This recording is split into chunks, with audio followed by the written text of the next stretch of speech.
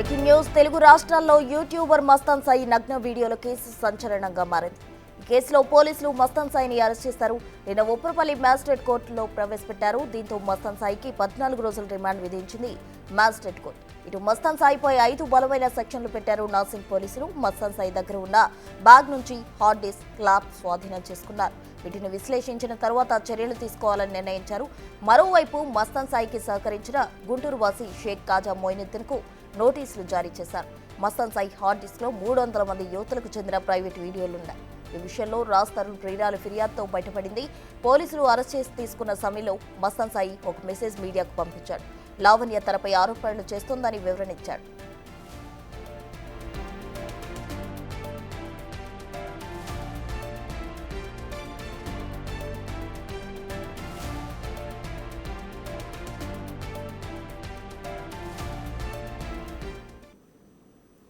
YouTuber Mastan Sai వివాదం తెలుగు రాష్ట్రాల్లో సంచలనంగా మారింది. లావణ్య ఫిర్యాదుతో యూట్యూబర్ మస్తాన్ సాయిని అయితే పోలీసులు అదుపులో తీసుకున్నారు. ఆయనకు మొత్తంగా మ్యాజిస్ట్రేట్ కోర్టు అయితే రిమాండ్ కూడా విధించిన పరిస్థితి. అయితే 300 మందికి పైగా అమ్మాయిల నగ్న వీడియోలు అతను చిత్రీకరించి ఒక హార్డ్ డిస్క్ లో పేర్కొన్నట్టు లావణ్య ఫిర్యాదు చేయడంతో పోలీసులు అరెస్ట్ చేశారు. దీనికి సంబంధించి పూర్తి వివరాలు మా ప్రతినిధి రాణా ప్రతాప్ అందిస్తారు. రాణా, ప్రస్తుతం నిన్న రాత్రి 8:30 గంటల ప్రాంతంలో మస్తాన్ సాయిని రిమాండ్కి తరలించారు పోలీసులు. 14 రోజుల పాటు కూడా అతనికి రిమాండ్ విధించారు. దానితో పాటు అతని వద్ద ఉన్నటువంటి ల్యాప్టాప్ కానీ మొబైల్స్ కానీ ఇప్పటికే సీజ్ చేసినటువంటి నేపథ్యంలో దాంట్లో చాలా వరకు కూడా డేటా ఉన్నట్టుగా మనకు సమాచారం అవుతుంది. కాల్ రికార్డ్స్ కానీ, ఫొటోస్ కానీ, వీడియోలు కానీ ఇవన్నీ కూడా పెద్ద మొత్తంలో కూడా ఉన్నట్టుగా పోలీసులు గుర్తించారు. వాటినంతా కూడా ఇప్పుడు సీజ్ చేసినటువంటి నేపథ్యం అయితే కనపడుతుంది. ఎందుకంటే ఇప్పుడు తెలుగు రాష్ట్రాల్లో ఇప్పుడు అత్యంత సంచలనమైనటువంటి ఇష్యూగానే మనం పరిగణించాల్సిన అవసరం ఉంటుంది. ఎందుకంటే ఒకరు కాదు, ఇద్దరు కాదు, చాలా వందల మంది అమ్మాయిల యొక్క వీడియోలు అనేది ఉన్నాయి. దాంట్లో పెళ్లి చేసుకున్నటువంటి వారు ఉన్నారు, తర్వాత పెళ్లి కానివంటి వారు ఉన్నారు, తర్వాత ప్రేమ పేరుతో అలాగే పెళ్లి పేరుతో కూడా చాలామందిని నయవంచన చేశారు. కాబట్టి ఆయన రికార్డ్ చేసినటువంటి ఆ యొక్క వీడియోలంతా కూడా పోలీసులు ఇప్పుడు స్వాధీనం చేసుకుని విశ్లేషిస్తున్నారు. అంటే ఈ వీడియోలు తీసుకుని అతను ఏం చేశాడు, ఏం చేయాలనుకున్నాడు అనే దానిపై కూడా ప్రధానమైన ఫోకస్ పెట్టినట్టుగా మనకు సమాచారం అవుతుంది. ఎందుకంటే గత సంవత్సరం నుంచి కూడా మనం చూస్తున్నాం, లావణ్య గతంలో కూడా మస్తాన్ సాయి పైన ఒక ఫిర్యాదులు కూడా చేసింది. ముఖ్యంగా వీడియోలకు సంబంధించిన విషయంలో చాలా వరకు కూడా అతను స్టోర్ చేసుకున్నాడు, బ్లాక్మెయిల్ చేస్తున్నాడంటూ కూడా గతంలో కూడా ఆమె చెప్పినప్పటికీ ఆ విషయం పెద్దగా హైలైట్ కాలేదు. కానీ ఎప్పుడైతే మస్తాన్ సాయి లావణ్య ఉన్నటువంటి ఇంట్లోకి వెళ్ళిన తర్వాత అతను అక్కడే మకాం వేసి 2 రోజుల పాటు కూడా హార్డ్ డిస్క్ ఇస్తేనే నేను వెళ్తాననేది కూడా అతను చెప్పడంతో ఈ యొక్క వ్యవహారం అంతా కూడా వెలుగులోకి వచ్చింది.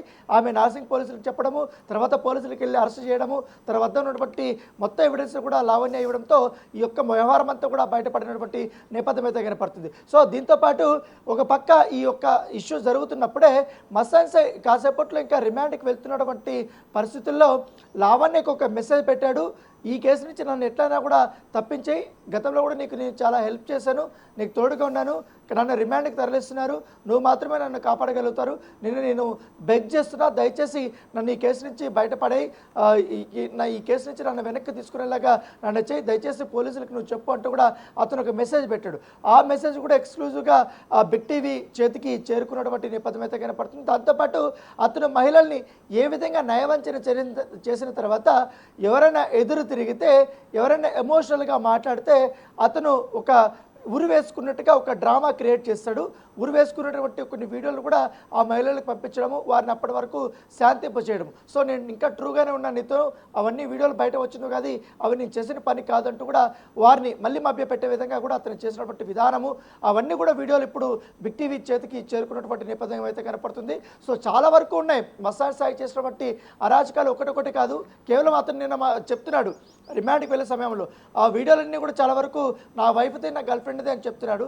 ఒక పక్క కట్టుకున్నటువంటి వైఫ్ గురించి అతను ఏ విధంగా ఇట్లా మీడియా ముందు మాట్లాడతాడు, అవి మా పర్సనల్గా అని చెప్పకుండా మేము తీసుకున్న వీడియోలని చెప్తున్నారు. కేవలం ఒక వైఫ్దే కాకుండా ఇన్ని వందల మంది అమ్మాయిల యొక్క జీవితాలు దాంట్లో ముడిపడి ఉన్నాయి.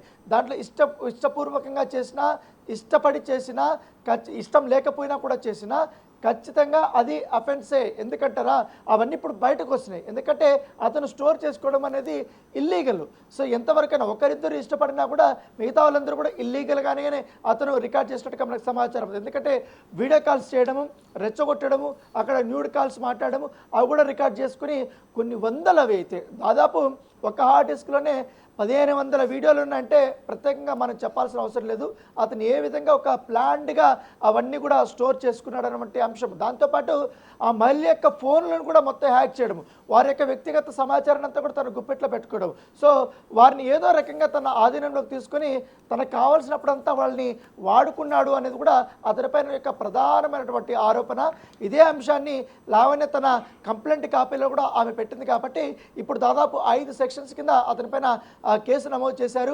దాంతోపాటు ట్రెస్పాసర్స్ అంటే అక్రమంగా ఇంట్లోకి చొరపడము, ఇంట్లో ఉన్నటువంటి వస్తువులు పగలగొట్టడము, బెదిరించడము, తర్వాత మరొక కేసు ఏంటంటే చంపడానికి ప్రయత్నించడం, ఒక మహిళని అకారణంగా చంపడానికి ప్రయత్నించడము, దాంతోపాటు ఎవిడెన్స్ని ధ్వంసం చేయడానికి ప్రయత్నించడము, తర్వాత ఇంట్లో ఉన్నటువంటి సీసీ కెమెరాలు కానీ అవన్నీ కూడా పగలగొట్టడము, దాడి చేయడానికి ప్రయత్నించడము, దుర్భాషలాడటము, ఇలాంటి ఇంకా చాలా చీటింగు, తర్వాత వీడియోల్ని అక్రమంగా లోడ్ చేసుకోవడం, అక్రమంగా వీడియోలు తీయడము. సో ఇవన్నీ కూడా చాలా పెద్ద నేరాలుగానే పోలీసులు పరిగణించి బీఎన్ఎస్ యాక్ట్ కింద 5 సెక్షన్స్ కింద ఇప్పటికే మస్తాన్ సాయి పైన కేసు నమోదు చేశారు. కాబట్టి చూడాలి, ఇవాళ అతనికి కస్టడీ పిటిషన్ కూడా వేసే అవకాశం ఉంది.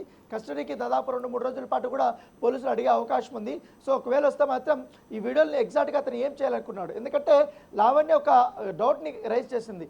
అతను ఈ వీడియోలంతా తీసుకొని కొన్ని వెబ్సైట్లలో అతను అప్లోడ్ చేయాలనుకున్నాడు, కొన్ని ఇతర విదేశాల్లో ఉన్నటువంటి సైట్స్లో స్ట్రీమ్ చేశాడు అనేది కూడా ఆమె చేసినటువంటి ప్రధానమైన ఆరోపణ. కాబట్టి ఎంతమంది ఇతను బాధితులు ఉన్నారు, నిజంగానే వాళ్ళందరూ కూడా కన్సల్ట్ చేశారా, లేకపోతే ఏంటి అన్న దానిపైన పూర్తి స్థాయిలో కూపీలాగాలనే ఉద్దేశంతో పోలీసులు ఉన్నారు. కాబట్టి దర్యాప్తు అయితే వేగవంతంగా జరుగుతుంది.